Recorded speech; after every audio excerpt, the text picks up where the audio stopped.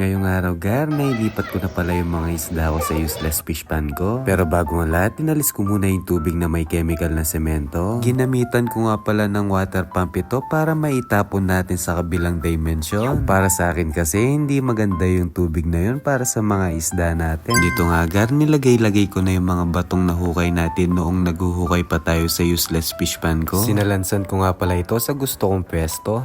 Ang bala ko sana ay white sand yung lalagay ko. Kaso lang mahal pa sa ginto yung presyo. Kaya nilagay ko na lang kung ano na lang yung nandito. Sinamahan pa tayo ng mga bata dyan. Kaso lang hindi ko na video. Nag full memory kasi yung ating pag video kaya hindi natin sila nakuhanan. Kaya fast forward na natin mga gar. Nilagyan ko pala ng aquarium water conditioner itong useless fish pan ko. Para mawala yung chlorine na nasa tubig gar. Galing lamang kasi yan sa gripo. At hindi lang yun mga gar. Para mapalinaw din natin yung tubig ng useless fish pan ko. At saka para makapag-dive na tayo.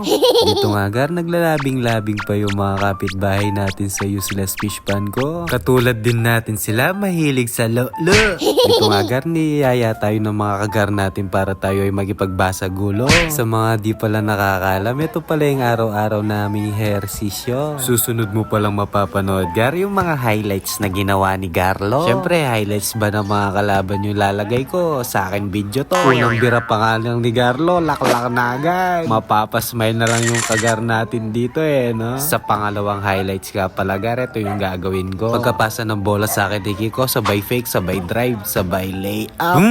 Malajaborat yung galawan ni Garlo. Kung gusto nyo palang dumayo dito sa lugar namin, pwedeng pwede kayo. Basta pang intertown yung galawan nyo dito, lalabanin namin kayo.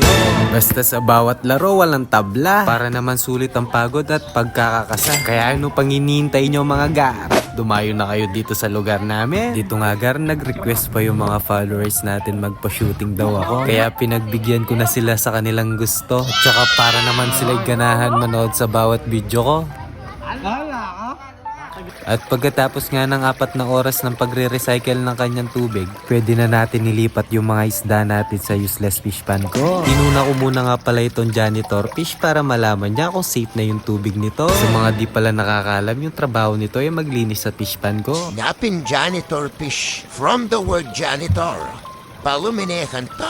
Sorry naman, Negar. Dito nga, Gar, nilipat muna namin sa batya para mabilang ko na rin kung ilan yung natitira. Dito nga, Gar, hulaan mo kung anong breed ng isda ko para meron ka naman pang McDo. Nilisan ko na sila sa kanilang naging munting tahanan. Mahigit kumulang 2 buwan din silang nakulong dyan sa kanilang munting tahanan. Ngayon na ang tamang oras para lisanin na nila ang maliit na espasyo upang makapaglakbay na sila sa munting ginawa kong paraiso. Dito nga, Gar, hinahanap ko nga yung Hito fingerlings na binigay ng followers natin dito. Ang kaso hinalughog ko lahat na sulok ng aquarium, wala talaga dito. Pero nakapag-file na ako ng report sa barangay, pinablatter ko na rin yung kumuha. Yung tanging suspect ko lang dito yung janitor fish, tsaka itong malaking koi fish. Sinibog siguro nila nung wala na silang makain. Magar, binabad ko muna sila sa tubig ng 30 minuto para naman magpantay yung temperature ng tubig nila sa tubig ng useless fish pan ko. Mahigit 1 taon na pala yung mga alaga kong tuga, kaya napamahal na sila sa akin ga. Parang yung jowa mo lang yan ga. Kapag nagtagal kayo, mapapamahal na talaga kayo sa isa't isa. Yung kahit marami ng problema, pipiliin nyo pa rin yung isa't isa. Talaga naman kilig to the bones yun, Gar. Alang forever.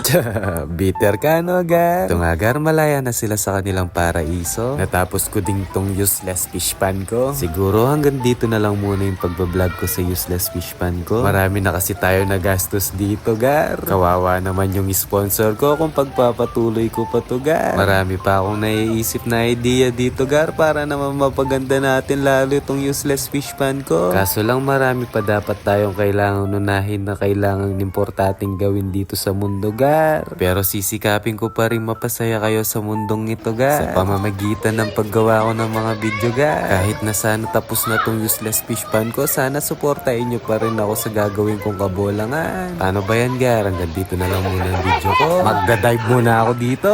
Kaya kung hindi ka pa nakapalo sa akin, Gar, follow mo na ako, Gar. Para updated ka rin sa ginagawa kong kabolangan. Maraming salamat sa panonood, Gar. Huwag mo tatapon to. Ay, nasasaktan yung mga isda. Gr!